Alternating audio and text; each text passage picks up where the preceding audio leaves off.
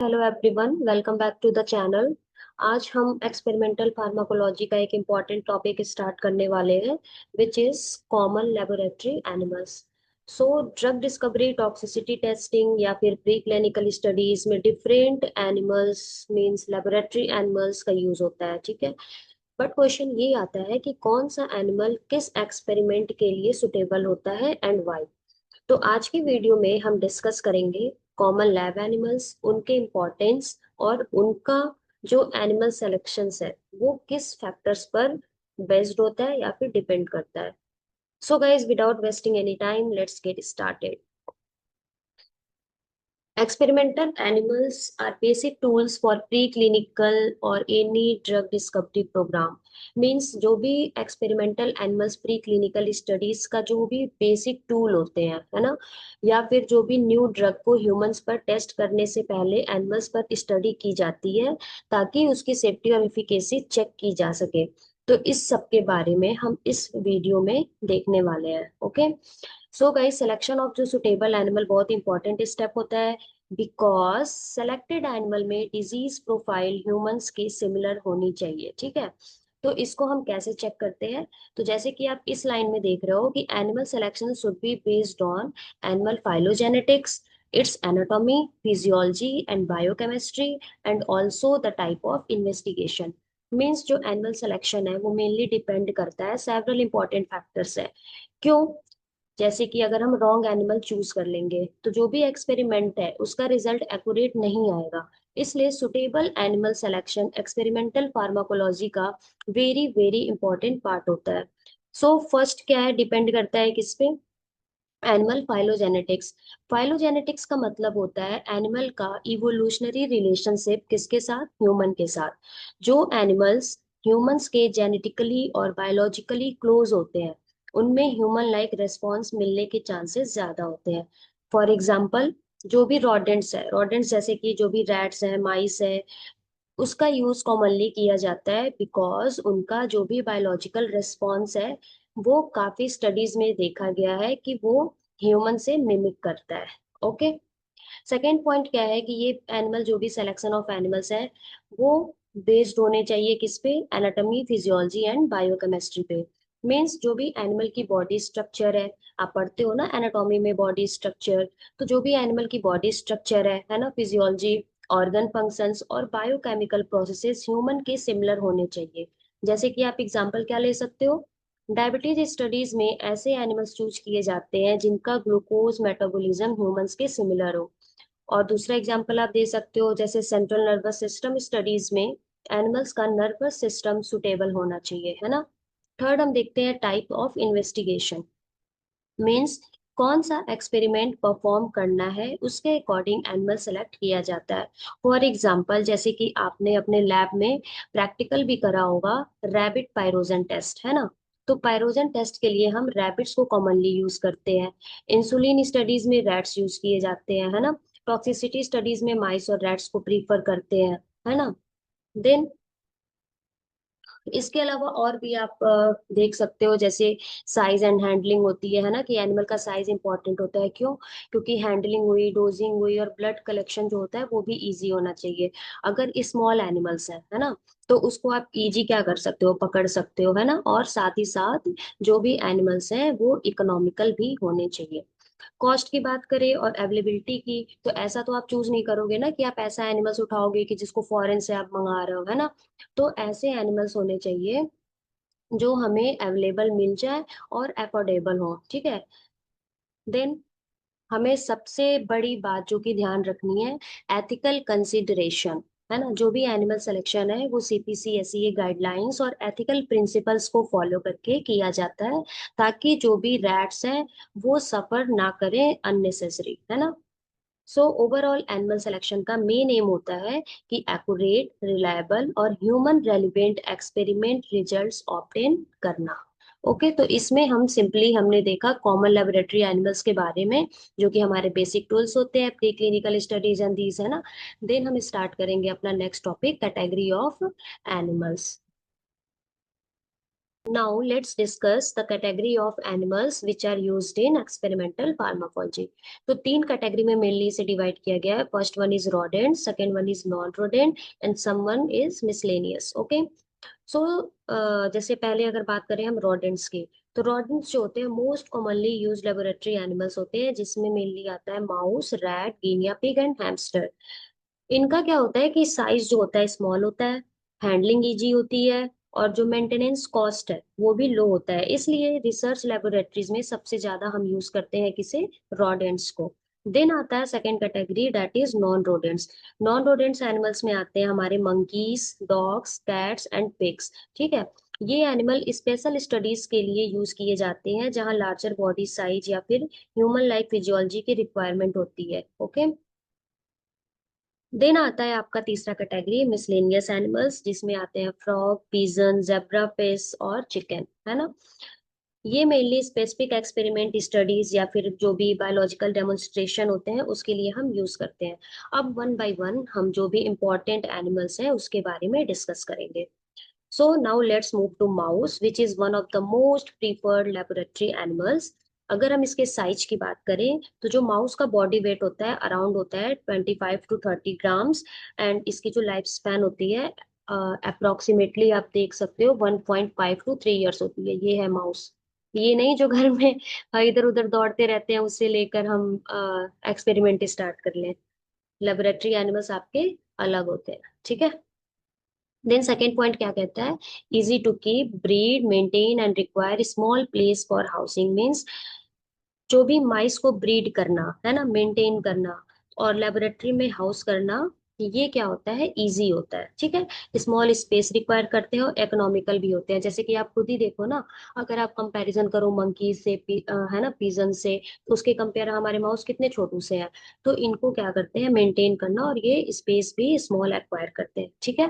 Third point क्या है, similar to human genome, mostly greater than 99%. ठीक है.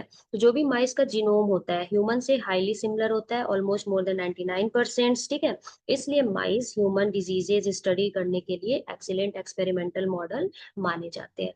ओके. देन क्या है, यूज्ड इन म्यूटाजेनेसिस स्टडीज, यानी जो भी जेनेटिक एंड म्यूटाजेनेसिस स्टडीज है उसमें ये वाइडली यूज किए जाते हैं बिकॉज उनमें जेनेटिक मॉडिफिकेशन इजिली परफॉर्म किया जा सकता है. Then it is only animals in which it is possible to grow totipotent embryonic stem cells in vitro and can form germ line once injected into a developing embryo. इस line का क्या मतलब है कि माइस क्या होता है, वो इंपॉर्टेंट एनिमल्स हैं जिनमें हम टोटीपोटेंट एम्ब्रियोनिक सेल्स ग्रो कर सकते हैं. या क्या होता है कि ये जो होते हैं डेवलपमेंटल बायोलॉजी और ट्रांसजेनिक रिसर्च, आप पढ़े होंगे ना, ट्रांसजेनिक एनिमल्स है ना, ट्रांसजेनिक रैट. तो उस रिसर्च में भी ये हमारे जो माउस होते हैं वेरी वेरी यूजफुल होते हैं. ठीक है. देन आता है सेंसिटिव टू ड्रग्स, है ना, जैसे कि बायोएसए में, एनाल्जेसिक में. तो बहुत सारे ड्रग्स और केमिकल्स के लिए हमारे माउस जो होते हैं सेंसिटिव होते हैं. इसलिए बायोएसए जो हुआ, एनाल्जेसिक हुआ, या फिर कोई भी टॉक्सिसिटी स्टडीज है तो उसमें हम इसका मोस्टली यूज करते हैं. ठीक है. देन आता है हमारा क्या, जेनेटिक मॉडिफिकेशन. तो जो भी जेनेटिक माइस है ना, genetic basis of human health and disease. तो इस लाइन इसमें यही कहना है कि जो भी हमारा जेनेटिक माइस का यूज है वो सेलेक्टिव जेनेटिक लेबल्स के लिए किया जाता है. इनमें हम क्या करते हैं, जीन्स को मॉडिफाई करके डिजीज मॉडल्स को डेवलप करते हैं. ओके. और सबसे important, knock in and knockout, है ना. नॉकआउट मतलब क्या होता है कि जो भी नॉकआउट माइस में स्पेसिफिक जीन को रिमूव करना, मीन सेलेक्टिव जीन को टेकन आउट मतलब रिमूव करना, ताकि उस जीन का फंक्शन, इस जो भी जीन का फंक्शन है उसको हम स्टडी कर सके.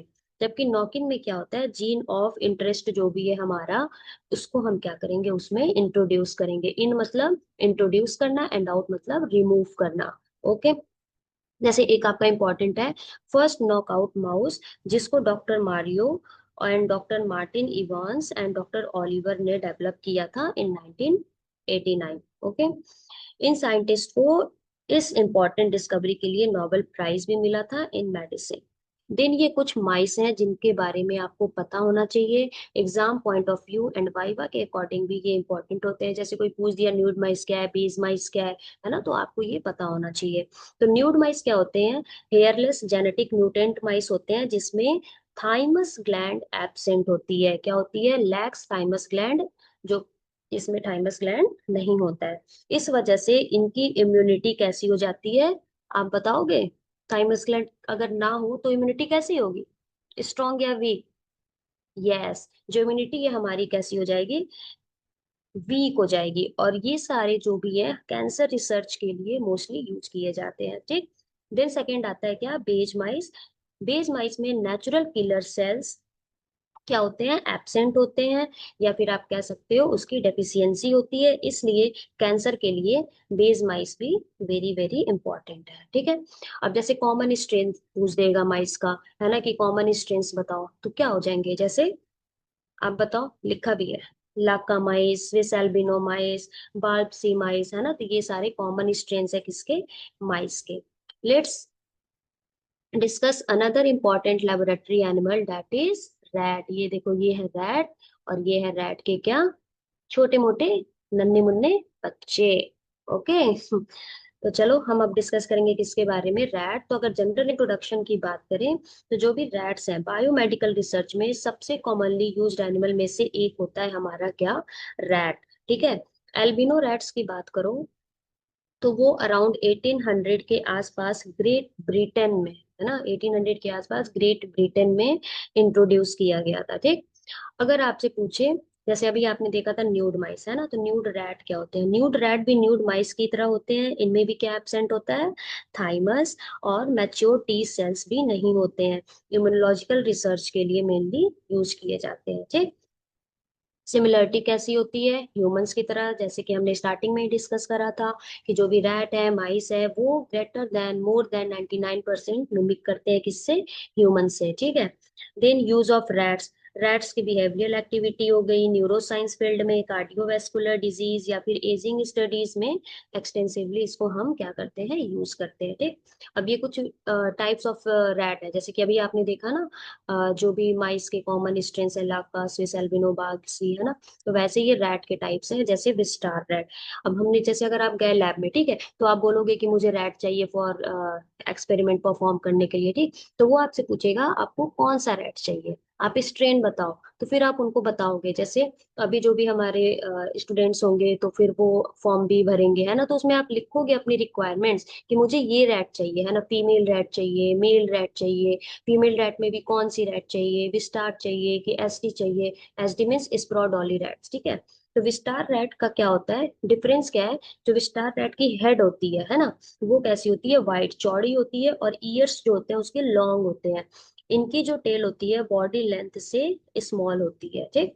और स्प्रोडोली एसडी रैट में क्या होता है, इसका हेड होता है लॉन्ग, ठीक है, हेड कैसा होगा, लॉन्ग और नैरो होता है। और ये सारे रिसर्च लेबोरेटरीज में यूज किए जाते हैं। So both mice and rats are very very important for, किस लिए, जो भी हम एक्सपेरिमेंट परफॉर्म करने जा रहे हैं, क्यों, क्योंकि हम इनको इजीली मेंटेन कर सकते हैं, ये इकोनॉमिकल होते हैं, और हाईली यूजफुल होते हैं बायोमेडिकल रिसर्च से, एंड मोर देन 99% मिमिक करते हैं किससे, ह्यूमन से। सो आज के लेक्चर्स में हमने क्या देखा, रैट और माउस के बारे में डिटेल देखा। आने वाले लेक्चर्स में हम देखेंगे इनके एडवांटेज, डिसएडवांटेज, है ना, and difference between that and some limitations. Okay, so अगर आपको ये वीडियो पसंद आया है तो कमेंट जरूर करना, ताकि नेक्स्ट वीडियो भी मैं अपलोड कर सकूं। Okay, bye. एंड यस, हाँ गाइस, सब्सक्राइब करना ना भूलना, और अपने दोस्तों तक पहुंचाओ, ठीक, ताकि उनको भी अगर ऐसे लेक्चर्स देखने हैं, है ना, तो उन्हें इजीली यहाँ पर समझ में आ जाए। और अगर आप कोई और भी टॉपिक, जो होता है ना कि एग्जाम पॉइंट ऑफ व्यू से बच्चे कहते हैं कि मुझे ये टॉपिक्स पहले पढ़ना है, तो आप इजिली कमेंट करो, उस टॉपिक्स को मैं पहले स्टार्ट करूंगी, ठीक है। Okay, bye.